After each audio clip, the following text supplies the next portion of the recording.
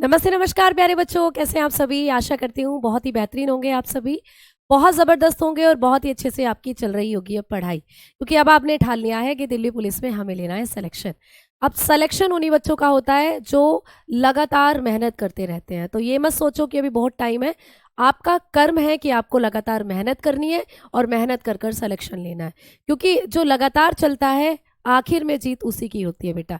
जो थक कर हार जाते हैं वो फिर हार ही जाते हैं। तो आपको थकना नहीं है, रुकना नहीं है, चलते रहना है।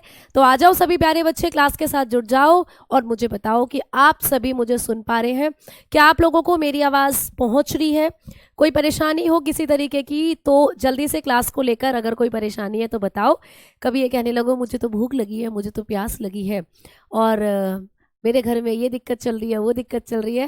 भाई परेशानी का मतलब क्लास को लेकर कोई परेशानी है तो वो बताओ, फिर अपनी क्लास को हम लोग शुरू करेंगे। ठीक है भाई, राधे राधे, नमस्कार, जय मां सरस्वती। सभी प्यारे साथियों को जय दिल्ली, जय हिंद और जय भारत। आप सभी बहुत बेहतरीन हैं और बहुत ही अच्छे हैं, ये मैं आप लोगों से उम्मीद करती हूँ। ठीक है, गुड मॉर्निंग तो अभी नहीं हुई है, लेकिन हाँ थोड़ी देर में गुड नाइट ज़रूर होने वाली है। तो जो अभी सो के उठे हैं उनको मैं कहती हूँ जागो जागो, और जब जागो तब सवेरा। तो उठ जाओ, चलो बायोलॉजी से ही सही क्लास को शुरू कर लिया जाए। ठीक है, चलिए बेटा। तो अब हमारा जो टॉपिक है जो कि हर्ट चल रहा है, इसका मैं आज आपको एक फ्लो चार्ट बनाने वाली हूँ और आज ये टॉपिक आपका होने वाला है खत्म। ठीक है, अब इस जो आपका हर्ट था जो मैंने आपको कल पढ़ाया था, इसका मैं आपको एक फ्लो चार्ट बना कर दूंगी। ठीक है, इसका फ्लो चार्ट बनाने का मतलब क्या हुआ मैम? अरे भैया, इसका फ्लो चार्ट बनाने का मतलब ये हुआ कि हम लोग ना अब आपको सरल भाषा में बताने वाले हैं कि कैसे कैसे कल आपने जो डायग्राम के थ्रू चीज़ें पढ़ी थी वो कैसे कैसे आप लोगों को याद करनी है। तो भाई कल की क्लास में मैंने आपको कहा था कि सबसे पहले आप लोगों के अंग होते हैं, ऑर्गन होते हैं आप लोगों के। ठीक है भाई, अब ऑर्गन से गंदा खून लेकर आती हैं आप लोगों की शिराएं। आपने पढ़ा था, बिल्कुल मैम। ऑर्गन के पास जो गंदा खून था ये आता है हम लोगों की शिरा में, और शिरा इस खून को पहुंचा देती है महाशिरा में। ठीक है, अंगों से जो गंदा खून है वो आप लोगों की वेन्स में आता है, आपकी शिराओं में आता है। हाँ जी बिल्कुल। अब शिराओं से वो खून कहाँ पहुंच जाता है? महाशिरा में पहुंच जाता है। महाशिरा मैंने आपको बताई थी, दो होती हैं, वेना कावा होती है। दो कौन कौन सी? सुपीरियर और इन्फीरियर। ठीक है बेटा, वेना कावा में पहुंच जाता है। सुपीरियर और इन्फीरियर वेना कावा जो होती हैं, अब अंगों से जो गंदा खून है उसको ले जाकर गिर देती हैं आपके हर्ट में। और हर्ट के किस चैम्बर में गिरेंगी बेटा? जाकर दाएं अलिंद में। कल मैंने आपको पढ़ाया था कि जो महाशिरा होती हैं, दोनों की दोनों महाशिरा, ये आपके हृदय के कौन से कक्ष में जाकर गिरती हैं? आप बताओगे राइट ओरिकल में। ठीक है, सॉरी, इसको हम एट्रियम भी बोल देते हैं और ओरिकल भी, तो आप इसको लेकर कंफ्यूज ना हो, इसीलिए मैंने एट्रियम ही लिख दिया है। ठीक है, तो जब आप लोगों की महाशिरा होती हैं, ये गंदे खून को ले जाकर दिल के पास पहुंचती हैं, तो दिल के कौन से कक्ष में सबसे पहले खून को गिराती हैं? तो सबसे पहले जो गंदा खून होता है वो आपके दिल के दाएं अलिंद में एंटर करता है बेटा। तो अंगों से जो गंदा खून आया वो सबसे पहले दिल के पास पहुंचा, तो दिल के अंदर कौन से कक्ष में पहुंचा? आप बताते हो दाएं अलिंद में। तो आपके अंगों के पास जो गंदा खून है उसको कलेक्ट करा शिराओं ने, शिराओं ने वो गंदा खून दे दिया महाशिराओं को, महाशिराओं ने उस गंदे खून को डाला दिल में, और दिल के किस कक्ष में डाला? आप बताओगे दाएं अलिंद में। ठीक है भाई, है ना? अब ये दायां अलिंद जो है इस गंदे खून को डाल देता है दाएं निलय में। अब ये खून चला जाता है दाएं निलय के अंदर। तो क्या मैम दाएं निलय में ये खून वैसे ही चला गया, अपने आप चला गया, या कुछ दरवाजों के द्वारा गया? तो आप कहोगे मैम कुछ दरवाजे नुमा संरचना थी जिनके द्वारा गया। अच्छा, इन दरवाजे नुमा संरचना को क्या कहते हैं? जल्दी से बताओ सारे बच्चे। मैंने आपको कहा था कि जब हम लोग बात करते हैं दायां अलिंद और दायां निलय की, तो दायां अलिंद ऊपर है, दायां निलय नीचे है। दाएं अलिंद में जो खून भरा हुआ है वो दाएं निलय में जाना है। तो अलिंद से खून निलय में जब आया तो किसके द्वारा आया? यहाँ पर थे प्यारे बच्चे तीन दरवाजे, जिसको कहा था त्रिवलनी कपाट।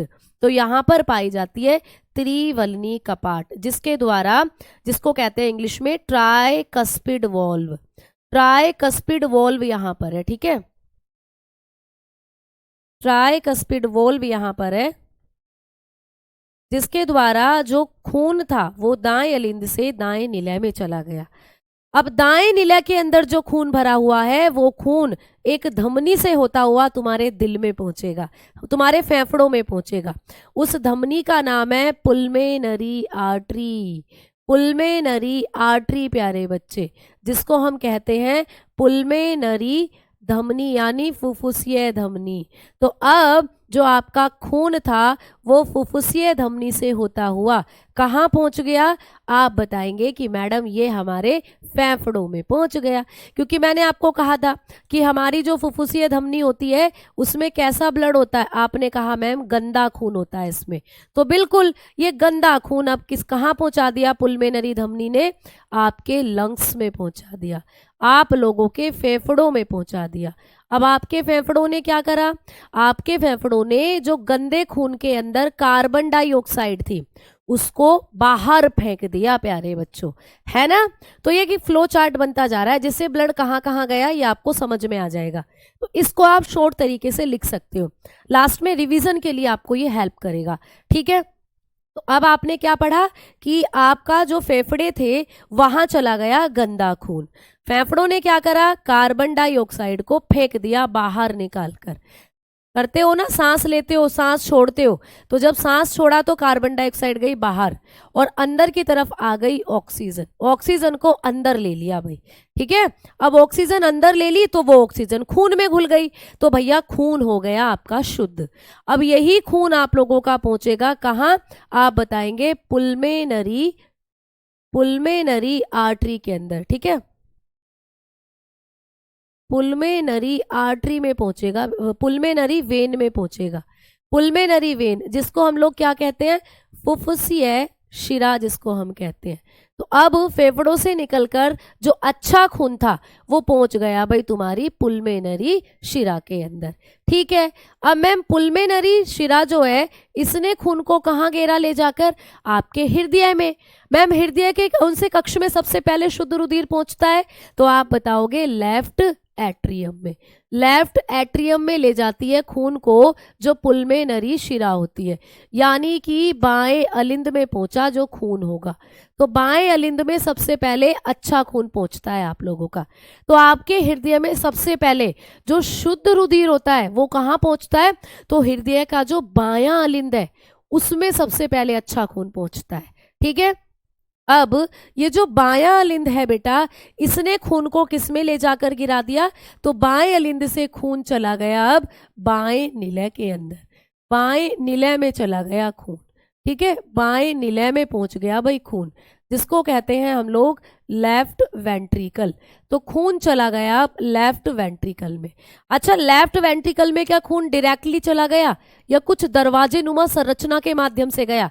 तो हम कहेंगे भाई यहाँ पर भी कुछ दरवाजे हैं, है ना। आप बताते हो कि लेफ्ट एट्रियम और लेफ्ट वेंट्रिकल यानी दायां अलिंद, ये बायां अलिंद और बायां निलय, इनके बीच में भी कुछ दरवाजे होते हैं, उनको कहते हैं द्विवलनी कपाट।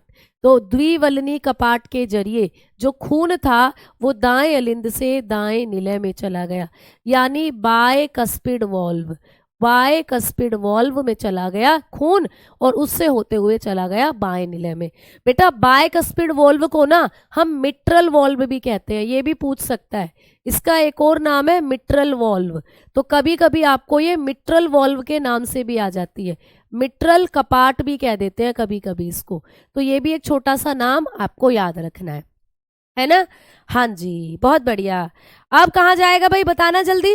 बायकस्पिड वॉल्व से जब खून आपका बाएं अलिंद से बाएं निलय में चला गया, अब कहाँ जाएगा खून? अब आ जाएगा खून महाधमनी के अंदर। तो बाएं निलय से निकलकर जो खून था वो आ गया अब महाधमनी में। महाधमनी जो शरीर की सबसे बड़ी धमनी है जिसको कहते हैं अओर्टा। और प्यारे साथी अओर्टा एक ही होती है।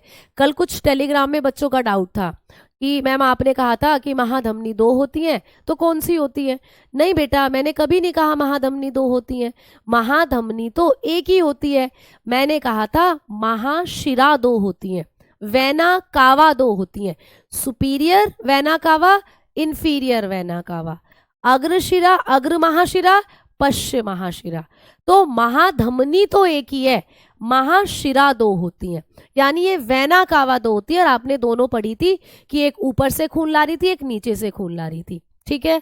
अब जो खून था वो आ गया महाधमनी में।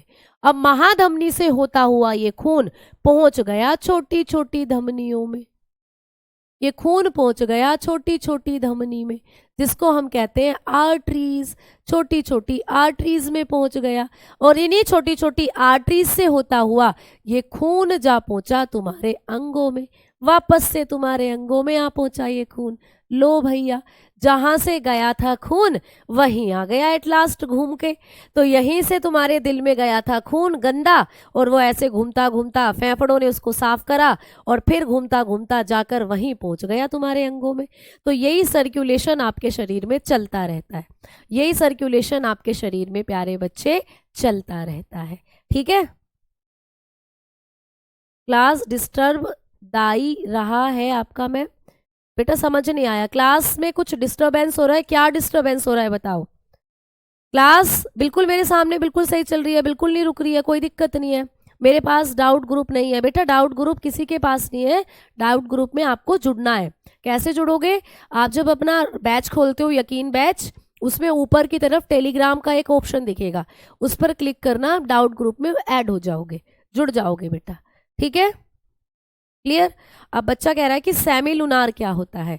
तो बेटा जो आप लोगों की ये फुफ्फुसीय धमनी है, ये जो आपकी फुफ्फुसीय धमनी है और आपका ये जो राइट वेंट्रिकल है, इस राइट वेंट्रिकल में कीप के जैसी संरचना होती है ऐसे, इसी को कहते हैं सेमी लूनार। तो आपका ये जो राइट वेंट्रिकल होता है, इसी में पाई जाती है सेमी लूनार, जिसको कहते हैं अर्धचंदाकार कपाट, ठीक है, अर्धचंदाकार कपाट। मैम ये क्या काम करती है? तो ये ना खून को पुलमेनरी धमनी में ले जाकर घेरती है, खून इधर उधर ना जाए, सीधा इस धमनी के अंदर जाए, तो ये काम होता है इसका सेमी लूनार का, ठीक है। चलो, तो ये चार्ट भी आप लोगों का कंप्लीट हुआ, आपने ये सारी चीजें पढ़ ली हैं, अब आप लोगों को सारी चीजें समझ में आ गई होंगी, ठीक है। चलिए अब बात करते हैं, अब मैं आपको पढ़ाने वाली हूँ हृदय की धमनी के बारे में। हेडिंग डालेंगे हार्ट बीट, हेडिंग डालेंगे प्यारे बच्चे हार्ट बीट्स, यानी हृदय धमनी, ठीक है। हमारा जो हृदय है उसकी साउंड कैसी होती है, हृदय की आवाज कैसी होती है, ठीक है। तो हृदय जो होता है इसकी ध्वनि कैसी होती है। अरे भैया रुक जाओ, हमें कैच करने दो।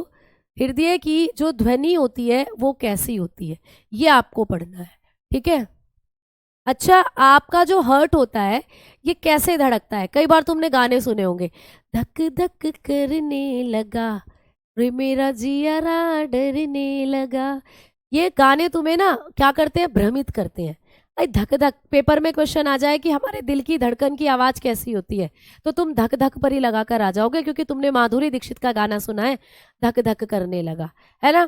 या भैया बहुत से गाने तुमने सुने होंगे, दिल का धड़कना हाय हाय, है ना भैया। तो दिल जो है जब वो धड़कता है तो धक धक नहीं करता, दिल की धड़कन की जो आवाज होती है, ठीक है, आवाज दो हमको हम खो गए, कब नींद से जागे कब सो गए। तो ऐसा तो तुम्हारे साथ पढ़ते पढ़ते होता होगा, तुम्हें पता ही नहीं चलता कब तुम्हें नींद आ गई और कब तुम उठकर पढ़ने लगे।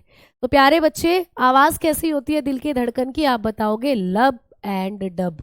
तो कभी भी पेपर में क्वेश्चन आता है कि हमारे दिल की धड़कन की आवाज कैसी होती है, आप बताओगे लब डब होती है, ठीक है, लब डब साउंड होती है हमारे दिल की। अब हमने आगे बात करी कि मैम हमारा जो दिल होता है ये प्रति मिनट कितना धड़कता है, ठीक है। तो अब आपको पेपर में क्वेश्चन आएगा कि प्रति मिनट जो हमारा दिल होता है, ठीक है, प्रति मिनट हृदय धड़कन कितनी होती है, ये आपको पेपर में पूछेगा। तो प्रति मिनट जो हृदय की धड़कन होती है, ठीक है, हार्ट बीट, आपको पूछेगा हार्ट बीट पर मिनट। तो पर मिनट जो हमारी हार्ट बीट होती है प्यारे बच्चे, वो कौन कितनी होती है, ये आपको याद रखना है। सबसे पहले आपको पूछ लेता है कि एक भ्रूण जो होता है, एक भ्रूण यानी ऐसा बच्चा जो अभी अपनी माता के पेट में है, फीटस, मम्मी अल्ट्रासाउंड कराती है ना, जब तुम अपनी मम्मी के पेट में थे तो तब तो जमाने और थे भाई, हम हमारे टाइम पर जमाने और थे। लेकिन आजकल क्या होता है, अल्ट्रासाउंड होता है, अल्ट्रासाउंड में हृदय की धड़कन आती है, तो डॉक्टर जो है किसी भी भ्रूण, यानी ऐसा बच्चा जो मम्मी के पेट में बैठा है उसके भी दिल की धड़कन सुन लेते हैं डॉक्टर। तो भ्रूण जो होता है फीटस, इसके दिल की धड़कन कितनी होती है आप लोग बताकर चलते हो, 160 से 200 बार प्रति मिनट। ठीक है, तो एक भ्रूण का जो दिल होता है वो कितना धड़कता है आप लोग बताकर चलते हो, 160 से 200 बार प्रति मिनट धड़क सकता है एक छोटे बच्चे का जो दिल होता है, प्यारे बच्चे। ठीक है, क्लियर। आगे बात करी हमने दूसरा पॉइंट कि मैम एक न्यूबॉर्न जो होता है, एक ऐसा बच्चा जो नवजात है, मतलब जिसका जन्म हो चुका है, अभी 1-2 हफ्ते का बच्चा जो है न्यूबॉर्न, न्यूबॉर्न बेबी के जो दिल की धड़कन होती है वो कितनी होती है, तो एक नवजात शिशु के दिल की धड़कन होती है 100 से 120 बार प्रति मिनट।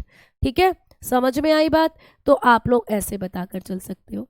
अच्छा मैम आगे पूछ ले हम लोगों को कि जो एडल्ट होते हैं, ठीक है, एडल्ट जैसे अब हम लोग हैं, एडल्ट वयस्क जो होते हैं, तो वयस्क जो है इनके दिल की धड़कन कितनी होती है, तो वयस्कों के दिल की धड़कन आप लोगों को पता है, ये पेपर में क्वेश्चन भी आता है, 72 से 74 बार प्रति मिनट होती है। तो हम लोगों का जो दिल होता है वो 1 मिनट में कितनी बार धड़कता है, 72 से 74 बार धड़कता है। ठीक है, समझ में आई बात। अच्छा आपको पूछ ले, जब हम जिम जाते हैं, जब हम जिम जाते हैं प्यारे बच्चे, तो जिम जाने पर हमारा जो दिल होता है उसकी धड़कन कितनी हो जाती है, तो आप लोग बताओगे 80 से 90 बार प्रति मिनट। तो 80 से 90 बार प्रति मिनट हमारा दिल धड़कता है जब हम जिम करते हैं, क्योंकि ज़्यादा एक्सरसाइज कर रहे हैं, दिल ज़्यादा धड़क रहा है। लेकिन एक और क्वेश्चन आता है कि जो एथलीट होते हैं प्यारे बच्चे, एथलीट जैसे नीरज चोपड़ा है, एथलीट जो होते हैं इनके दिल की धड़कन 1 मिनट में कितनी बार इनका दिल है जो धड़कता है, तो एथलीट्स का दिल जो होता है वो 60 से 62 बार प्रति मिनट धड़कता है बेटा, 60 से 62 बार प्रति मिनट। मैम ये तो बहुत कम है, हाँ जी, इसीलिए पेपर में आता है आप लोगों को, है ना। तो एथलीट्स के दिल की धड़कन जो होती है वो कम होती है प्यारे बच्चे, क्यों, क्योंकि उनका जो शरीर है वो अपने आप को इस तरीके से ढाल लेता है कि इनकी हार्ट बीट हमेशा किसी नॉर्मल पर्सन से कम होती है। ठीक है, तो इसीलिए आपको पेपर में बनता है, तो याद रखना 60 से 62 बार प्रति मिनट इनके दिल की धड़कन होती है जो एथलीट्स होते हैं। ठीक है, क्लियर। चलो आओ आगे बात करते हैं। अब आप लोगों को यहाँ पर यह भी पूछा जा सकता है कि जब हम लोग दिल की धड़कन की बात करते हैं तो सबसे ज्यादा दिल की धड़कन किसकी होती है, तो आप लोग बताओगे। एक पॉइंट मैं यहाँ पर डब्बा बनाकर ऊपर लिख रही हूँ, ठीक है, बॉक्स बनाकर मैं यहाँ पर लिख रही हूँ, सर्वाधिक दिल की धड़कन किसकी होती है, सर्वाधिक हृदय धड़कन किसकी होती है बेटा, ऐसा कौन सा जानवर है जिसका दिल सबसे ज्यादा धड़कता है। ठीक है, तो मोस्ट हार्ट बीट किस में देखने को मिलती है, तो जब हम बात करते हैं कि सबसे ज्यादा हार्ट बीट जो है वो किसकी है, तो आप बताते हो छुछुंदर। ठीक है, छुछुंदर जिसको आप बोलते हो, गाना तुमने सुना होगा, छुछुंदर के सर पे ना भाए चमेली, छुछुंदर के सर पे सबसे छोटी धमनी कौन सी होती है बेटा, एट्रियोल होती है सबसे छोटी धमनी, अभी लिखवा दूंगी, पहले इधर देखो। तो जो छुछुंदर होता है, छुछुंदर, ठीक है, जो छुछुंदर होगा जिसको कहते हैं मेल रैट, इसके दिल की धड़कन सबसे ज्यादा होती है, इसका दिल 1 मिनट में 600 बार प्रति मिनट धड़कता है, 1 मिनट में 600 बार धड़कता है इसका दिल। ठीक है, और सबसे कम पूछ ले आप लोगों को तो आप लोग बताएंगे सबसे कम जो दिल की धड़कन होती है, सबसे कम, यहाँ स्पेस बना रही हूं मैं, चलो इधर लिख लेते हैं कि सबसे कम दिल की धड़कन जो होती है वो किसकी होती है, सबसे कम जो दिल की धड़कन होती है, less heart beat per minute, जो लेस हार्ट बीट होती है वो होती है ब्लू व्हेल की प्यारे बच्चों, किसकी होती है आप लोग बताकर चलोगे, ब्लू व्हेल की होती है। ठीक है, क्लियर, तो आप लोग बताएंगे ब्लू व्हेल, ब्लू व्हेल, ठीक है, नीली व्हेल जिसको कहते हैं, तो व्हेल मछली होती है वो बहुत बड़ी होती है, उसके दिल की धड़कन सबसे कम होती है, लगभग ऐसा मानकर चलो 12 बार प्रति मिनट, लगभग 12 बार प्रति मिनट। ठीक है, तो 1 मिनट में लगभग 12 बार उसका दिल धड़कता है। छोटी मारुति छोटी मारुति कार जितना तो ब्लू व्हेल का दिल होता है। अब सोचो छोटी मारुति कार जितना दिल है तो एक बार में ऐसे सिकुड़ने में, फैलने में कितना टाइम लगता होगा उसको, है ना, ऐसे ऐसे। तो ब्लू व्हेल के दिल की धड़कन सबसे कम। अगर हम जमीन की बात करें तो अफ्रीकन हाथी, एलिफेंट, अफ्रीकन एलिफेंट जो होता है उसके दिल की धड़कन सबसे कम है। लेकिन आपको जमीन और पानी का कुछ नहीं पूछ रहा, सर्वाधिक सबसे कम दिल की धड़कन किसकी है और ऑप्शन में ब्लू व्हेल है तो वही करना है। अगर ब्लू व्हेल नहीं है तो फिर हाथी बता सकती हो, ठीक है। चलो, तो यहाँ पर आप लोगों ने लिख लिया कि किसकी दिल की धड़कन कितनी होती है, आपने ये पढ़ा। अब बात करते हैं कि दिल की धड़कन को मापने वाला जो यंत्र होता है वो कौन सा होता है। हृदय धड़कन को मापने वाला यंत्र, जब हम अपने हृदय की धड़कन को मापते हैं, ठीक है, तो उसको मापने वाला यंत्र कौन सा होता है। आपको पूछता है एग्जाम में कि हृदय की धड़कन को मापने वाले यंत्र का नाम बताओ। इंस्ट्रूमेंट, आपको पूछेगा कि कौन सा इंस्ट्रूमेंट है जिससे हम हार्ट बीट को मेजर करते हैं, तो आप लोग बताकर चलते हो ये होता है स्टेथोस्कोप, ठीक है, स्टेथोस्कोप। तो आप लोग बताते हो स्टेथोस्कोप, ये है प्यारे बच्चे स्टेथोस्कोप। आपको सही बताना है पेपर में, तो आप लोग बताकर चलते हैं कि दिल की धड़कन को मापने वाला यंत्र होता है स्टेथोस्कोप। क्या तुमने देखा है कभी स्टेथोस्कोप? तुमने देखा होगा डॉक्टर अपने गले में टांगते हैं, मतलब डॉक्टर वाली फीलिंग ही इसको लेकर आती है स्टेथोस्कोप को। तो जो स्टेथोस्कोप होता है प्यारे बच्चे, ये तुमने बहुत बार देखा होगा, इस तरीके का उपकरण जिसको कई बार हम नकली डॉक्टर बनते हैं, डॉक्टर डॉक्टर वाला खेल खेलते हैं, तो इसके बिना काम नहीं चलता। यही वो उपकरण है जिससे हमें डॉक्टर वाली फीलिंग आती है। सफेद कोट पहना और कानों में ये लगाया तो तब लगते हैं हम डॉक्टर। तो ये स्टेथोस्कोप होता है जिससे डॉक्टर ऐसे ऐसे दिल की धड़कन को मापता है ना। क्लियर? बंदर में दिल होता है बेटा, बिल्कुल होता है बंदर में दिल। बंदर के अंदर भी दिल होता है। और बंदर मैमल किस कैटेगरी में आता है? स्तनधारी, जैसे हम लोग हैं, हमारे पूर्वज है बेटा बंदर, तो हमारे अंदर भी दिल है तो बंदर के अंदर भी दिल होगा, ठीक है। आ जाओ, अब हम बात करते हैं कि आप लोगों का जो दिल की धड़कन होती है उससे संबंधित कुछ जांच कराई जाती है, कुछ टेस्ट कराए जाते हैं। भाई आपका दिल बढ़िया से काम कर रहा है या नहीं, या आपका दिल जो है वो सही धड़क रहा है या नहीं, इस चीज़ की जानकारी लेने के लिए कुछ टेस्ट होते हैं। जैसे नंबर 1 पर आप लोगों को पूछता है ईसीजी। आपको बहुत बार पेपर में बना है कि ईसीजी जो होता है इसकी फुल फॉर्म क्या होती है। तो ईसीजी किससे संबंधित है ये पूछता है। तो ईसीजी की फुल फॉर्म होती है इलेक्ट्रोकार्डियोग्राम, ठीक है, इलेक्ट्रोकार्डियोग्राम, इसकी फुल फॉर्म होती है इलेक्ट्रोकार्डियोग्राम, ठीक है। यानी कि इसको हम लोग बोलते हैं इलेक्ट्रोकार्डियो, हिंदी में भी कार्डियोग्राम। अब कार्डियो वर्ड मैंने कहा था, जहां कहीं भी आए आंख मूंद कर अपने दिमाग में ये लाना है कि ये दिल से संबंधित है। तो कई बार आपको ऐसे पेपर में दिया हुआ होता है कि ईसीजी, इलेक्ट्रोकार्डियोग्राम हमारे शरीर के किस अंग की जांच से संबंधित उपकरण है, या किस अंग से संबंधित जांच ये होती है जो ईसीजी होती है। तो आप लोग बताओगे ये दिल से संबंधित है, क्योंकि इसकी फुल फॉर्म होती है इलेक्ट्रोकार्डियोग्राम। आपका दिल जो है वो सही से धड़क रहा है या नहीं, उसके लिए हम कराते हैं ईसीजी, ठीक है। चलो, अब मैम दूसरा टेस्ट कौन सा होता है हमारे दिल की जांच के लिए? तो दूसरा टेस्ट होता है भाई इको। कई बार तुमने सुना होगा, कहते हैं भैया इको करवा लो जाके अपनी। कई बार तुमने देखा होगा कि ऐसा लग रहा है मेरे दिल पर तो जैसे पत्थर सा रखा हो, तो तुम सलाह देते हो कि भाई जाके टेस्ट करवा लो, इको विको करवा लो। तो इको क्या, इको भी एक टेस्ट है बेटा। इसका काम, इसकी फुल फॉर्म क्या होती है? इकोकार्डियोग्राम, इसको कहते हैं हम लोग इकोकार्डियोग्राम। तो ये भी एक तरीके की जांच है जो हम लोग दिल से संबंधित करवाते हैं, इसको कहते हैं इकोकार्डियोग्राम, ठीक है। तो ये भी आपको पूछा जा सकता है पेपर में, इकोकार्डियोग्राम। क्लियर? अब ये जो इकोकार्डियोग्राम होता है या इको होता है, ये ईसीजी होता है, इन दोनों में अंतर क्या है मैम? तो इको जो होता है ना, ये आपके दिल की आंतरिक संरचना की फोटो भी बताएगा। अगर जैसे आपके दिल के अंदर आपकी जो मांसपेशी है उनमें कोई दिक्कत चल रही है तो उसको भी बताता है ये इको।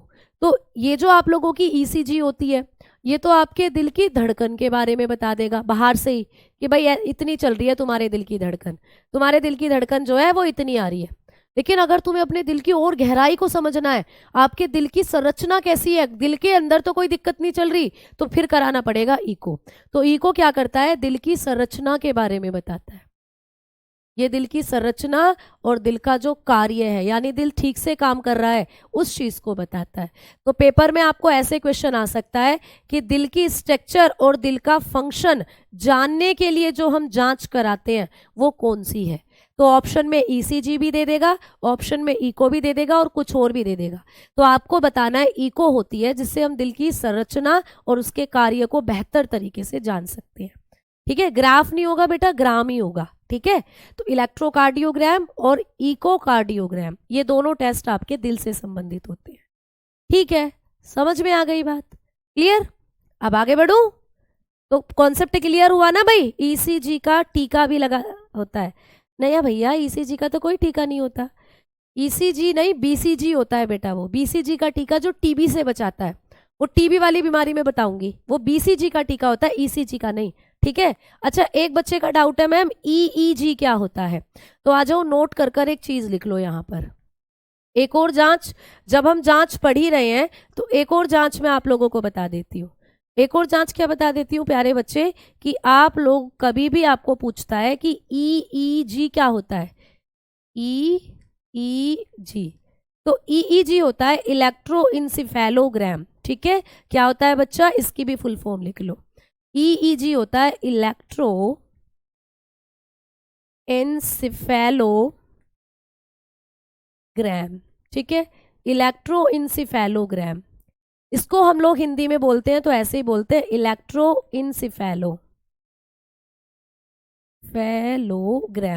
मैम ये किसकी जांच है, ये किसके लिए कराया जाता है, तो ये भी आपको पेपर में आ सकता है। तो बेटा इलेक्ट्रोइंसिफेलोग्राम हम लोग कराते हैं हमारे मस्तिष्क की जांच के लिए। तो ये आपके ब्रेन से संबंधित है। जब आपको लग रहा है कि हमारे दिमाग में कोई दिक्कत चल रही है तो तब ये टेस्ट कराया जाता है। ठीक है, ये मस्तिष्क से रिलेटेड होता है। जैसे कि कई बार सर में बहुत दर्द हो रहा है तो डॉक्टर कहेंगे आप एक बार ईईजी करा लो, इलेक्ट्रोइंसिफेलोग्राम करा लो। तो ऐसे करके ये मस्तिष्क से संबंधित होता है। ठीक है, समझ में आ गई ना बात? चलो तो भाई अब ये बहुत इंपॉर्टेंट पॉइंट आपने लिख लिया। हृदय की जो हार्ट बीट होती है उससे संबंधित पूरे क्वेश्चन जो आपको आते हैं वो सब लिखवा दिए। आ जाओ अब अगले कॉन्सेप्ट की तरफ बढ़ते हैं। अब हम बात करेंगे कि मैडम जो हम लोगों का दिल होता है वो हमारा ब्लड प्रेशर बनाता है, हमारा बीपी। तो हमारा बीपी कैसे बनता है, आ जाओ बात करते हैं बीपी की। बात कर रहे होते हैं हम लोग बीपी, जिसको हम लोग बोलते हैं ब्लड प्रेशर। ब्लड प्रेशर की बात करते हैं। ठीक है, कि भाई हमारा ब्लड प्रेशर कैसे बनता है, जिसको कहते हैं हम लोग रुधिर दाब। तो बात करते हैं हम लोग रुधिर दाब की प्यारे बच्चे, ब्लड प्रेशर।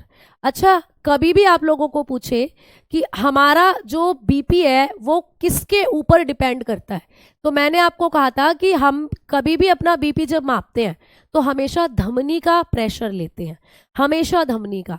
कौन सी धमनी का, ब्रोंकियल धमनी। डेमो में बताया था ना कि यहाँ होती है हमारी ब्रोंकियल धमनी, यहीं पे बांधते हैं वो पट्टा। स्फेग्मोमोनोमीटर बताया था आपको, क्वेश्चन भी बना था पिछली बार आपको पेपर में कि रुधिर ये ब्लड प्रेशर को मापने वाला यंत्र, अभी लिखवाऊंगी भी। ठीक है, तो यहाँ पर हमारे एक धमनी होती है ब्रोंकियल धमनी, वही धमनी बताती है हमारा बीपी। ठीक है, लेकिन मैम ये धमनी भी तो दिल की वजह से ही काम कर रही है ना, तो दिल से क्या रिलेशन होता है हमारे बीपी का? क्योंकि कई बार कहते हैं बीपी हाई हो गया उसको तो अटैक आ गया, बीपी लो हो गया उसको तो अटैक आ गया। मतलब कहीं ना कहीं दिल है जो बीपी को कंट्रोल कर रहा है। तो ये सही बात है बिल्कुल। अगर हम बीपी की बात करते हैं तो आपका जो हार्ट होता है प्यारे बच्चे, आपका जो हृदय होता है, ये ही आपका बीपी बना रहा है। मैम कैसे बना रहा है, तो आपका जो दिल है ना ये दो अवस्थाओं में रहता है, ये दो स्टेज में रहता है आपका दिल। कौन कौन सी दो अवस्थाएं हैं हमारे दिल की? एक होती है संकुचन अवस्था, एक है प्यारे बच्चे संकुचन अवस्था। आपका जो दिल है ये रहता है संकुचन अवस्था में, जिसको कहते हैं हम लोग सिस्टोल स्टेज, सिस्टोल। ठीक है, सिस्टोल स्टेज। और दूसरी अवस्था जो आपके दिल की होती है ये होती है प्रसार अवस्था। प्रसार का मतलब फैल जाना, डायस्टोल। ठीक है, इसको कहते हैं डायस्टोल स्टेज, डायस्टोल स्टेज। तो आपका जो दिल है वो दो अवस्थाओं में रहता है, एक तो रहता है प्यारे बच्चे संकुचन अवस्था में और एक रहता है प्रसार अवस्था में। मैम कैसे? देखो मान लो ये मेरा दिल है ना, अब मैं अपने दिल को देखो, दिल ऐसे सिकुड़ेगा ऐसे फैलेगा, ऐसे सिकुड़ेगा ऐसे फैलेगा। तो जब ये सिकुड़ रहा है तो ये सिस्टोल अवस्था में है, सिस्टोल यानी कि ये वाली अवस्था। और जब ये ऐसे फैल रहा है तो ये प्रसार अवस्था में है, यानी कि डायस्टोल अवस्था में है। इसको ना बहुत अच्छे से समझना आप लोग, ठीक है, इस कॉन्सेप्ट को बहुत अच्छे से समझना। मैम आप क्वेश्चन का रिप्लाई नहीं करती। अच्छा बेटा जी, क्या क्वेश्चन है तुम्हारा ये बता दो पहले, फिर हम इनको आगे ही बात कर लेंगे। हाँ, इनको शीतलन और अनुशीतलन के नाम से भी जाना जाता है, ठीक है, बिल्कुल। तो इनको आप लोग शीतलन और अनुशीतलन भी बोल देते हो बेटा। अगर प्योर हिंदी में इनकी बात करते हैं तो इसको हम लोग शीतलन और अनुशीतलन की स्टेज में भी रख सकते हैं। अब आप लोगों को कभी भी पूछता है कि जो सिस्टोल अवस्था होती है मैम, इसमें हृदय का आयतन कैसा हो जाता है, ये पूछता है पेपर में कि सिस्टोल अवस्था में हृदय का जो वॉल्यूम है उस पर क्या इफेक्ट पड़ता है। तो भाई सिस्टोल अवस्था में आपका जो दिल होता है ना, उसका आयतन क्या होगा, घट जाता है। आपके दिल का आयतन क्या हो जाता है, घट जाता है। क्लियर, यानी कि आयतन जो है वो डिक्रीज हो जाएगा। हमारे दिल का, हृदय का जो आयतन है वो क्या हो जाता है, डिक्रीज्ड हो जाता है प्यारे बच्चे, ठीक है। अब बड़े ध्यान से समझना, देखो मैंने कहा जब आपका दिल ऐसे सिकुड़ता है, ठीक है, तो वो सिस्टोल अवस्था में है। तो भाई जब कोई चीज ऐसे सिकुड़ रही है, तुम्हें जब ठंड लगती है तुम रजाई में ऐसे सिकुड़ जाते हो, तो तुम्हारी हाइट लंबी हो गई है या तुम सिकुड़ गए हो, छोटे हो गए हो। तुम कहोगे जब मैम ऐसे हम सिकुड़ते हैं तो हम छोटे हो जाते हैं। तो दैट्स मीन वैसे ही आपका जो दिल है, जब वो ऐसे संकुचित हो रहा है, जब वो ऐसे सिकुड़ रहा है, उसका अनुशीतलन हो रहा है, शीतलन हो रहा है प्यारे बच्चे, उसका वो सिकुड़ रहा है, सिस्टोल अवस्था में है, तो उसका आयतन घटेगा या बढ़ेगा, ये बताओ। आप कहोगे घटेगा। फिर वो ऐसे फैल रहा है बेटा, है ना, ऐसे फैल रहा है। फिर तुमने अपने, जब आप लेटे हुए बेड पे, तो आपने अपने पूरे पैर फैला दिए, तो आप आयतन बढ़ा रहे हो या घटा रहे हो। तो आप कहोगे मैम जब ऐसे दिल हमारा फैल गया है तो दैट्स मीन उसका आयतन बढ़ गया है। तो ये छोटा सा कॉन्सेप्ट है, रटने की जरूरत ही नहीं है, समझ के करना है चीजों को। डायस्टोल अवस्था जिसको कहते हैं प्रसार अवस्था, प्रसार मतलब फैल जाना। तो यहाँ पर जो हृदय का आयतन होता है उसके बारे में आपको पूछा जाएगा। तो यहाँ पर आप लोग बताकर चलोगे कि जो आयतन है, किसका आयतन प्यारे बच्चे, हृदय का आयतन। यहाँ पर आपको पूछेगा कि हृदय का जो आयतन है, वॉल्यूम है, वो घटेगा या बढ़ेगा। तो आप कहोगे मैम हृदय फैल रहा है, तो दैट्स मीन यहाँ पर जो आयतन होगा वो बढ़ेगा। जो आयतन होगा वो क्या होगा, इंक्रीज हो जाएगा। इंक्रीज्ड हो जाता है जो वॉल्यूम होता है हार्ट का। कॉन्सेप्ट दिमाग में आ गया, क्लियर हो गया, रटने की तो जरूरत नहीं है। अब ये आपको एक पॉइंट बनेगा कि सिस्टोल अवस्था में हृदय का आयतन कैसा हो जाता है, तो आप बताओगे सिस्टोल अवस्था में हृदय का आयतन घट जाता है क्योंकि हृदय ऐसे सिकुड़ रहा है, और डायस्टोल अवस्था में हृदय का आयतन बढ़ जाता है क्योंकि हृदय ऐसे फैल रहा है। क्लियर। अब दूसरा पॉइंट यहां से बनेगा कि जो सिस्टोल अवस्था होती है ये हमारा कैसा बीपी बनाती है, ये हमारा कैसा बीपी बनाती है, उच्च रक्तचाप बनाती है या निम्न रक्तचाप बनाती है, हाई प्रेशर बनाएगी या लो ब्लड प्रेशर बनाएगी।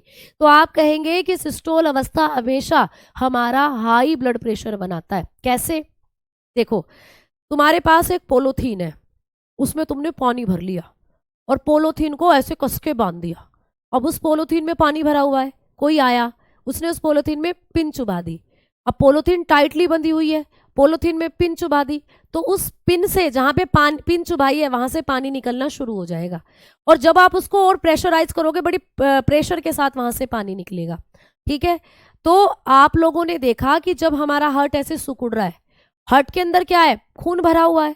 जब ऐसे आपका हृदय सिकुड़ रहा है तो मतलब जब तुम कपड़े को ऐसे निचोड़ देते हो तो कपड़े का सारा पानी एकदम नीचे गिर जाता है आकर, है ना। तो वैसे तुम्हारे दिल में क्या है, खून भरा हुआ है और दिल ऐसे सिकुड़ गया, तो खून बड़ी तेजी के साथ तुम्हारे दिल से निकलकर भागता है। तो खून तेजी के साथ जब दिल से निकलकर भाग रहा है तो दैट्स मीन आपका बीपी जो है, आपका ब्लड प्रेशर जो है वो हाई हो रहा है, आपका ब्लड प्रेशर हाई है। मतलब आपको कभी भी पूछे कि हमारा जो हाई ब्लड प्रेशर होता है वो हृदय की कौन सी अवस्था बनाती है, तो बताओगे ये जो संकुचन अवस्था है ये आपका हाई बीपी बनाती है। हाई बीपी इसके द्वारा ही बनता है बेटा, यानी ये उच्च रक्तचाप बनाती है आप लोगों का, उच्च रक्तचाप। तो हृदय की कौन सी अवस्था है जो उच्च रक्तचाप बनाती है, आप बताओगे सिस्टोल अवस्था। क्लियर हो गई ना बात, है ना। अब मैम यहाँ पर हमारा दिल जो है वो फैल रहा है, जैसे कि तुम गुब्बारे में पानी भर रहे हो, तुमने गुब्बारे में पानी भरा तो गुब्बारा एकदम से इतना मोटा हो जाता है, या गुब्बारे में धीरे धीरे पानी भरता है, धीरे धीरे गुब्बारा फूलता है। तो दिल ऐसे फैल रहा है, दिल में खून आकर भर रहा है, तो धीरे धीरे दिल के अंदर खून आकर भर रहा है, तो प्रेशर जो होता है वो थोड़ा कम होता है। तो जब आपका दिल फैल रहा है तो यहाँ पर आप लोगों का बनता है निम्न रुधिर दाब।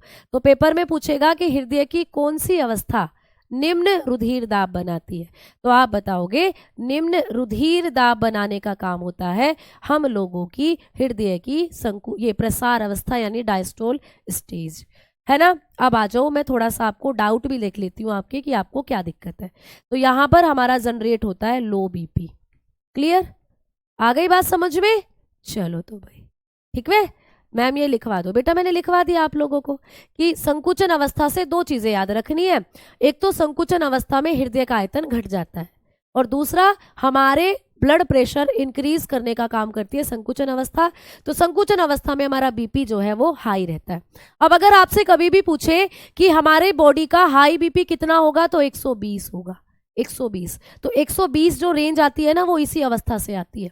और मैम डायस्टोल अवस्था में हृदय का आयतन जो है वो बढ़ेगा, यानी कि हृदय फैलेगा, और फैलेगा तो धीरे धीरे उसमें ब्लड आकर भरेगा, तो इसीलिए निम्न रुधिर दाब यहां से बनता है। और निम्न रुधिर दाब कितना, मतलब 80।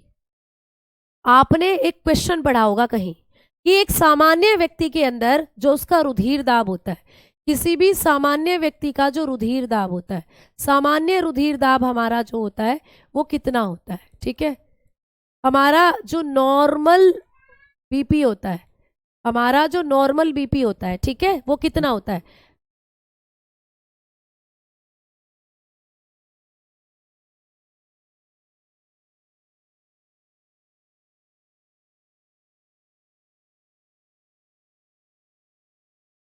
सामान्य रुधिर दाब कितना होता है, तो आप लोगों ने कई बार पढ़ा होगा बेटा कि हमारा जो सामान्य रुधिर दाब होता है वो 120 से 80 mmHg होता है, ठीक है। ये होता है हमारा सामान्य रुधिर दाब। तो जब कभी भी आप लोगों को ये सामान्य रुधिर दाब की वैल्यू बनती है, तो मैम ये जो 120 आया ये कहाँ से आया, तो ये आता है आपकी सिस्टोल स्टेज से, सिस्टोल स्टेज से आता है ये, यानी यही बनता है संकुचन अवस्था के द्वारा। यानी जब आपका हृदय संकुचित होगा तो 120 बीपी बनेगा। ये 80 कहाँ से आया, तो ये आता है आपकी डायस्टोल स्टेज से, ठीक है, डायस्टोल स्टेज, यानी कि ये आता है हृदय की प्रसार अवस्था के द्वारा। तो बात समझ में आई? बस यही पॉइंट आपको पूछा जाता है कि जब हमारा बीपी 120 से 80 mmHg होता है, तो 120 जो रेंज है ये हृदय की कौन सी परिस्थिति को दर्शाती है, तो बताओगे संकुचन अवस्था को। और 80 जो रेंज है ये दर्शाती है प्रसार अवस्था को। तो इन दोनों अवस्थाओं की बदौलत हमारा जो बीपी है वो 120 से 80 mmHg होता है नॉर्मल। अब इससे ज्यादा जब आपका बीपी जा रहा हो, तो भैया फिर दिल में दिक्कत है, या तो दिल अच्छे से सिकुड़ नहीं पा रहा, या दिल अच्छे से फैल नहीं पा रहा, या दिल अच्छे से सिकुड़ नहीं रहा, या अच्छे से फैल नहीं रहा। तो तब आती है बीपी में दिक्कत, या तो बीपी लो हो जाता है बहुत ज्यादा, या बीपी हाई हो जाता है बहुत ज्यादा, ठीक है। चलो बताओ, अब बताओ आपको कोई दिक्कत। हाँ, 100 जीडी में 150 से 200 बताई थी, तो प्यारे बच्चे आप लोगों को ये यूनिट जो है इनमें 10 से 15 का आपको अंतर देखने को मिलता है। कहीं 160 से 200 लिखा मिलता है, कहीं 150 से 200 आपको लिखा मिलता है। तो ये नंबर आप लोगों को घटते बढ़ते मिलते रहते हैं हर बुक के अंदर, तो वो कोई इशू नहीं है, वो आपको ऑप्शन से समझ में आ जाएगा कि कौन सा ऑप्शन हमें सही करना है।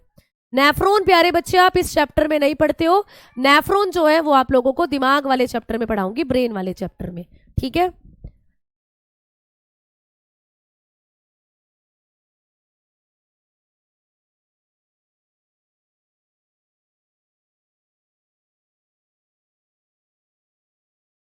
आ गई बात समझ में? ठीक है, क्लियर। चलो आ जाओ, अब हम आगे बात करते हैं। अब आप लोगों से पूछा जाएगा पेपर में कि दिल की धड़कन या ये हमारा जो सामान्य बीपी है, रुधिर दाब को मापने वाला यंत्र कौन सा होता है, ठीक है। तो हम रुधिर दाब किससे मापते हैं ये आपको पूछेगा, रुधिर दाब को मापने वाला यंत्र, ठीक है, ये आपको पूछा जाएगा। तो रुधिर दाब को मापने वाला यंत्र यानी कि इंस्ट्रूमेंट कौन सा है, तो कौन सा इंस्ट्रूमेंट है जिससे हम अपना बीपी मेजर करते हैं, ये आपको पूछेगा। तो आप लोग बताओगे स्फेग्मोमोनोमीटर, ठीक है, स्फेग्मोमोनोमीटर,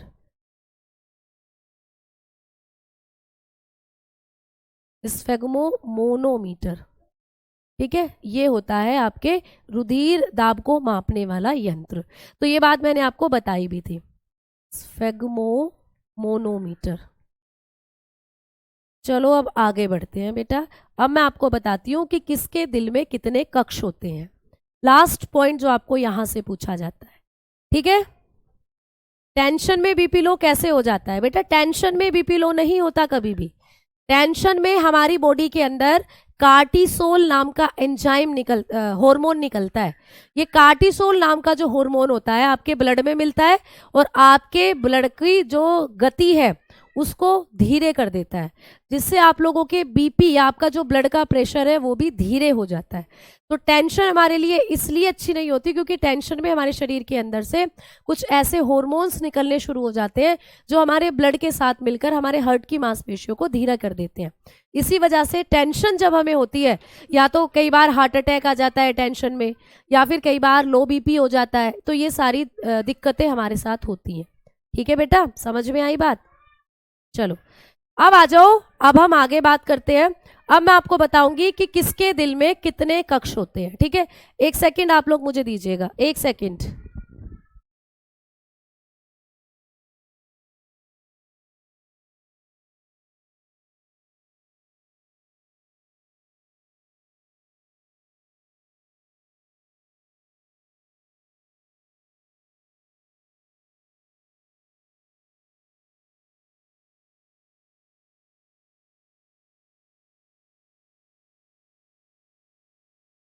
हाँ भाई आ जाओ जल्दी से, आप लोगों को आवाज अब पहुंच रही है ठीक से? ठीक है, चलिए अब हम लोग बात करते हैं हार्ट चैम्बर की। हार्ट चैम्बर, ठीक है, हम लोग बात करेंगे अब हार्ट चैम्बर की। हम लोग बात करेंगे हृदय कक्ष की, कि हमारा जो दिल होता है इसमें कितने कक्ष होते हैं, ये आपको अब पढ़ना है। ठीक है बेटा, तो अब हम लोग बात करेंगे कि किसके हृदय में कितने कक्ष होते हैं। सबसे पहले आपको पूछेगा मछली, पेपर में आता है कि जो मछली होती है फिश, इनके हृदय में कितने कक्ष होते हैं। तो जब हम मछली के हृदय की बात करते हैं तो मछली के हृदय में पाए जाते हैं 2 कक्ष। ठीक है, यानी कि 2 चैम्बर्स इसके हार्ट में होते हैं, जो मछली होती है इनके हृदय में। फिर आपको पूछा जाएगा कि जो उभयचर होते हैं प्यारे बच्चे, उभयचर या मछली का कुछ अपवाद भी बता देती हूँ। साथ में आप लोगों को कई बार पेपर में क्वेश्चन आ जाता है कि वेल वगैरह जो होती हैं, ठीक है, एक्सेप्शन आपको पूछ लेता है कि जो वेल होती है, जैसे आप समझते हो कि वेल भी मछली है, जबकि वेल मछली नहीं है, ये स्तनधारी की कैटेगरी में आती है वेल। ठीक है, तो वेल हो गई, और प्यारे बच्चे डॉल्फिन हो गई, डॉल्फिन। ठीक है, वेल और डॉल्फिन जो होती है, वेल और डॉल्फिन जो होती है, इनके दिल में कितने कक्ष होते हैं ये आपको पूछ लेता है। तो आप लोग बताकर चलते हो कि वेल और डॉल्फिन का जो दिल होता है ये 4 कक्षों में बटा होता है। कितने कक्षों में बटा होता है भाई? 4 कक्षों में, 4 चैम्बर्स में बटा होता है। आप लोग बताएंगे 4 चैम्बर में बटा हुआ होता है। क्लियर प्यारे बच्चा? ये भी आपको पेपर में आता है। तो मछली पूछे केवल तो बताना 2 कक्षों में बटा होता है, लेकिन जब आप लोगों को वेल या डॉल्फिन पूछता है तो आप बताओगे 4 कक्षों में बटा होता है। ठीक है, आ जाओ। फिर दूसरे नंबर पर आपको पूछता है कि उभयचर जो होते हैं, उभयचर उभयचर होते हैं एम्फीबियन। एम्फीबियन, एम्फीबियन बोले तो आप लोग, जैसे आपने मेंढक के बारे में सुना होगा, ठीक है, मैं नीचे लिख देती हूँ एम्फीबियन में कौन आता है, मेंढक वगैरह आते हैं बेटा, फ्रॉग। तो इनके दिल में कितने कक्ष होते हैं आपको पूछता है। तो मेंढक वगैरह जो होते हैं इनके दिल में पाए जाते हैं 3 कक्ष, इनके हृदय में होते हैं 3 चैम्बर। तो इनका जो दिल होता है वो 3 चैम्बर्स में बटा हुआ होता है। क्लियर? अब आगे पूछ लेता है आपको कि सरीसृप जो होते हैं इनका जो दिल होता है वो कितने कक्षों में बटा होता है। सरीसृप जिसको कहते हैं हम लोग रेप्टाइल्स। रेप्टाइल्स बोले तो आप कभी भी आपको पूछता है कि सरीसृप की कैटेगरी में कौन आते हैं, तो बताओगे जैसे सांप होते हैं, ठीक है, स्नेक बोलते हैं जिसको आप लोग, और आपको पूछ ले छिपकली होती है प्यारे बच्चे, छिपकली, ठीक है, लिजर्ड होती है, लिजर्ड्स होती हैं। आप लोगों से पूछे कभी भी कछुआ होता है प्यारे बच्चे, तो ये आते हैं सरीसृप की कैटेगरी में। ठीक है, टॉर्टरॉइज होता है, ये आते हैं आप लोगों की सरीसृप की कैटेगरी में। अब ये जो सरीसृप की कैटेगरी में आते हैं तो सरीसृपों के दिल में भी कितने कक्ष होते हैं भाई? 3 कक्ष होते हैं। याद रखोगे कितने कक्ष होते हैं? 3 कक्ष, यानी कि 3 चैम्बर होते हैं इनके दिल में भी। क्लियर? समझ में आई भाई बातें आप लोगों को? हाँ जी, ये सब होते हैं आप लोगों को, सांप, छिपकली, कछुआ, कुछ भी पूछे तो बताना। 3 कक्ष होते हैं, 3 चैम्बर। अब यहां पर भी एक अपवाद पूछा जाता है, ठीक है?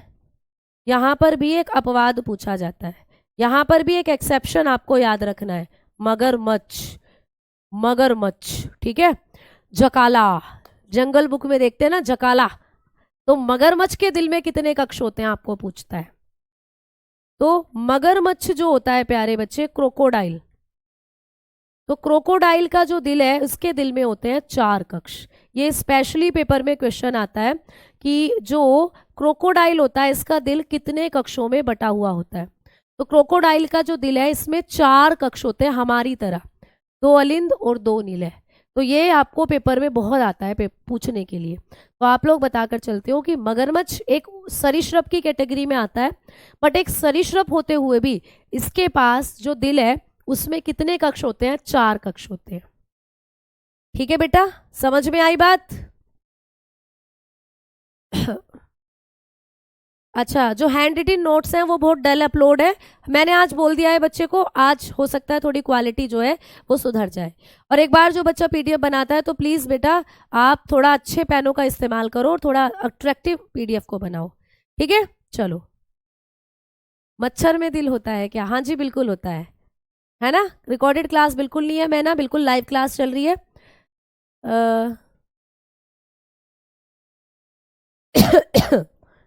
मैंने आप लोगों को पीवाईक्यू दिखाए थे प्यारे बच्चे, इससे रिलेटेड आपको पेपर में डेमो में मैंने क्वेश्चन दिए भी थे।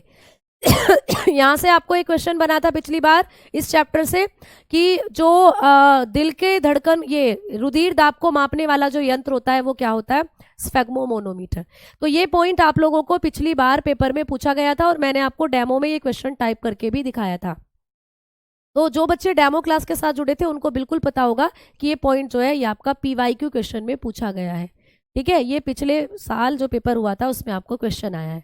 बाकी ब्लड से रिलेटेड आपको यहाँ पे क्वेश्चन पूछे हैं कि मैंने आपको डेमो में पूछा था कि हमारी बॉडी के अंदर जो हीमोग्लोबिन है उसके लिए कौन सी धातु आवश्यक है, तो आपने कहा था आयरन यानी लोहा, मैंने आपको बताया था, ठीक है? चलो आओ अब हम आगे बात करते हैं। अब हम बात करेंगे कि मैम जो हम लोगों के और भी चीजें हैं जो यहाँ से पूछी जाती हैं, किसके दिल में कितने कक्ष होते हैं। तो आओ आगे बात करते हैं। 4th नंबर पर आपको पूछ लेगा कि जो पक्षी होते हैं बेटा, पक्षी यानी बर्ड्स जो होती हैं, बर्ड्स, इनके दिल में कितने कक्ष होते हैं। तो पक्षियों की जब हम लोग बात करते हैं तो पक्षियों के दिल में भी 4 कक्ष होते हैं, 4 चैम्बर इनके दिल के अंदर आपको देखने को मिलते हैं, ठीक है बेटा? समझ में आई बात? अब आपको पूछ ले 5वें नंबर पर कि जो कॉकरोच होता है, कॉकरोच बहुत आता है, कॉकरोच का भी क्वेश्चन कि कॉकरोच के दिल में,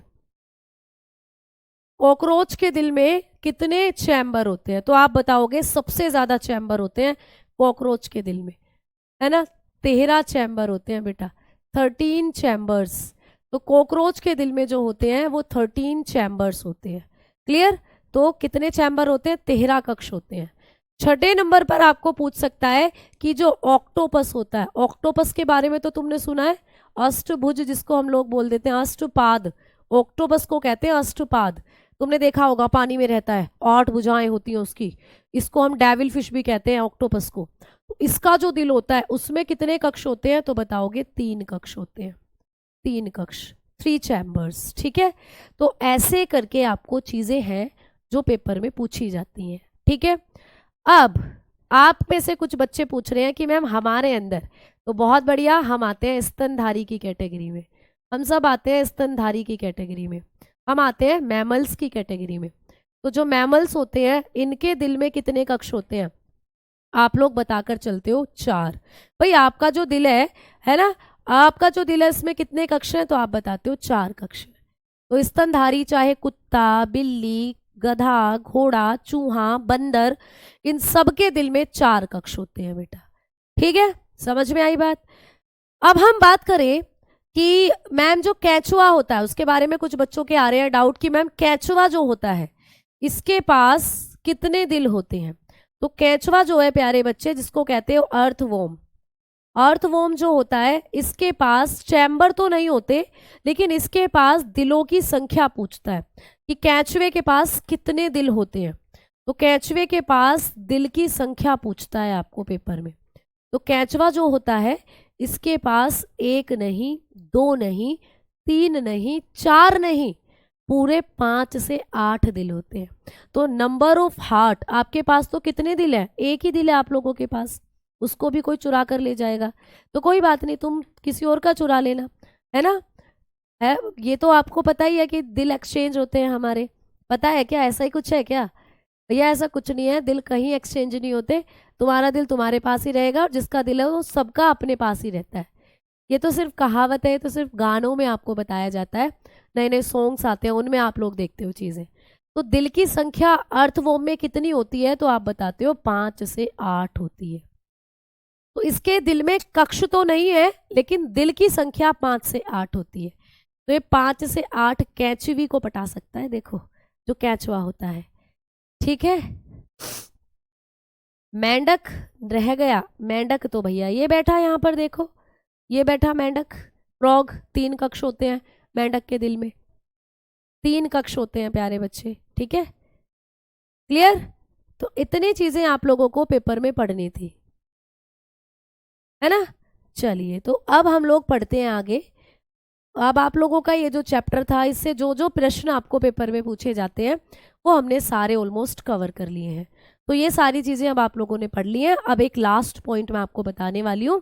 आपको कभी भी पूछे कि आपका जो दिल होता है उसमें हार्ट अटैक जो होता है वो कैसे होता है, तो हार्ट अटैक की जब हम लोग बात करते हैं, हार्ट अटैक की जब हम लोग बात करते हैं, हृदय आघात, हृदय आघात जो होता है इसकी जब हम लोग बात करते हैं तो ये किसके कारण होता है?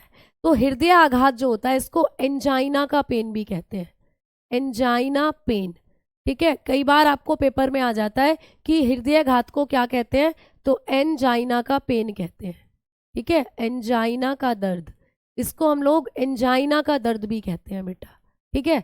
तो हार्ट अटैक का जो दूसरा नाम है वो है एंजाइना का पेन, यानी एंजाइना का दर्द। अच्छा ये कैसे होता है? तो आपके शरीर में एक धमनी है जिसका नाम है कोरोनरी धमनी, कोरोनरी आर्टरी जिसको कहते हो। कोरोनरी धमनी जो होती है आपके शरीर की, इससे संबंधित है ये हार्ट अटैक। कोरोनरी आर्टरी में ये क्या काम करती है? तो कोरोनरी आर्टरी जो होती है ये एक ऐसी आर्टरी है जो आपके दिल को पोषण पहुंचाती है। तो पेपर में 2 तरीके के क्वेश्चन बनेंगे कोरोनरी आर्टरी से। आपको क्वेश्चन आएगा कि वो कौन सी धमनी है जो हमारे दिल को ऑक्सीजन और खून पहुंचाती है। भाई एक बात सुनो, तुम आपके घर में शादी ब्याह है, अब शादी ब्याह में हलवाई लगते हैं, हलवाई खाना बनाते हैं, तो क्या बेचारा हलवाई खुद खाना नहीं खाता क्या? या वो शादी में खाना ही बनाता रहता है, वो पूरी जिंदगी में खाना ही बनाएगा, खुद नहीं खाएगा क्या? हलवाई का काम है खाना बनाना, तो वो खुद भी तो खाना खाता है। वैसे ही दिल का काम है रुधिर को पंप करना, तो क्या उसको खुद को रुधिर नहीं चाहिए?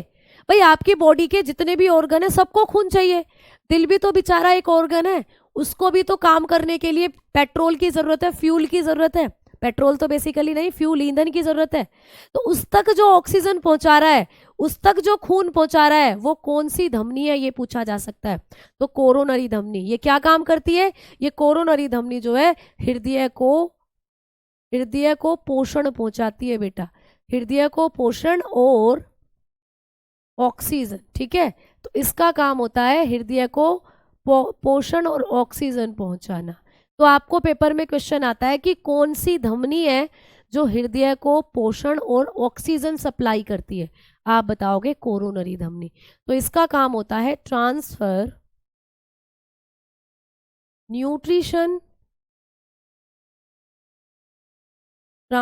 Nutrition and oxygen to heart. तो ये आपके दिल को क्या करती है प्यारे बच्चे? ऑक्सीजन पहुंचाने का काम करती है, ठीक है। डायग्राम भी बनाना है, अगर आप लोग बनाना चाहते हो तो बना लो, कोई दिक्कत नहीं है, ठीक है। तो ये आपके दिल को क्या करती है प्यारे बच्चे? पोषण पहुंचाती है। अच्छा मैम, कई बार क्या होता है इस कोरोनरी धमनी में कोलेस्ट्रॉल जम जाता है, कोलेस्ट्रॉल बोले तो गंदा फैट, बुरी वसा जम जाती है। मान लो ये तुम्हारी कोरोनरी धमनी है ना, इस कोरोनरी धमनी को क्या करना है, आपके दिल तक खून पहुंचाना है। क्लियर। तो इस कोरोनरी धमनी में क्या हुआ, ऐसे ऐसे फैट जम गया भाई, ये जम गया फैट। ये क्या जम गया बेटा, फैट जम गया। यहाँ पर फैट बोले तो वसा जम गई, कोलेस्ट्रोल जम गया यहाँ पर। तो अब इस कोरोनरी धमनी में जो खून है वो आगे नहीं पहुंच पाएगा। खून आगे नहीं पहुंचेगा तो दिल के पास नहीं पहुंचता खून। दिल बेचारा कहता रहता है ब्लड लाओ, ऑक्सीजन लाओ, तभी तो मैं पंपिंग करूंगा, भैया मेरे लिए भी ऑक्सीजन लाओ। ये चिल्लाता रह जाता है और ऑक्सीजन, ये जो ब्लड है ये यहाँ तक पहुंच नहीं पाता। तो होता क्या है, दिल में बेचारे में दिल की मांसपेशियां काम करना बंद कर देती हैं, उसी को कहते हैं हार्ट अटैक। तो दिल बेचारा थक जाता है और कहता है ऑक्सीजन ही नहीं आ रही, अब कैसे करूं। तो दिल एकदम कमजोर पड़ जाता है, मांसपेशियां काम करना बंद कर देती हैं, इसी को कहते हैं हार्ट अटैक। तो कोरोनरी धमनी में जब वसा जम जाती है, इसी के कारण आता है हार्ट अटैक। ठीक है, समझ में आ गई बात, बोलो जल्दी से। क्लियर। तो आप लोगों को ये चीजें हैं जो पढ़नी होती हैं अपने पेपर के अंदर। ठीक है। दिल किसमें ज्यादा होता है, भैया सबसे ज्यादा दिल तो कैंचवे में ही है, 5 से 8। ठीक है बेटा। चलो तो भाई अब ये आपका चैप्टर कंप्लीट। कल की क्लास में हम एक नए चैप्टर के साथ उतरेंगे मैदान में। ठीक है, तो मिलते हैं आप कल प्यारे बच्चे। चलो तो भाई धन्यवाद। हार्ट का वेट कितना होता है, 300 ग्राम होता है बेटा, 300 ग्राम्स आपके दिल का वजन होता है। तो ये आप लोगों का हो गया, और कल मैं आपको ब्लड वाला चैप्टर कराने वाली हूँ। तो कल हम लोग बात करेंगे ब्लड के बारे में। ठीक, बहुत बढ़िया। कोरोनरी धमनी में ही जमता है सारा कोलेस्ट्रोल, और ये ब्लॉक हो जाती है बिल्कुल, तो दिल तक जो है खून नहीं पहुंचता, दिल की धड़कनें या दिल की जो मांसपेशियां हैं वो काम करना बंद करेंगी, उसी को कहा जाता है हार्ट अटैक। क्लियर। चलो अब हम आगे बात करते हैं, अब चलेंगे कल की क्लास में। तब तक के लिए धन्यवाद, नमस्कार, जय हिंद, जय भारत। बेटा चुड़ैल में कोई दिल नहीं होता, ठीक है। चलिए।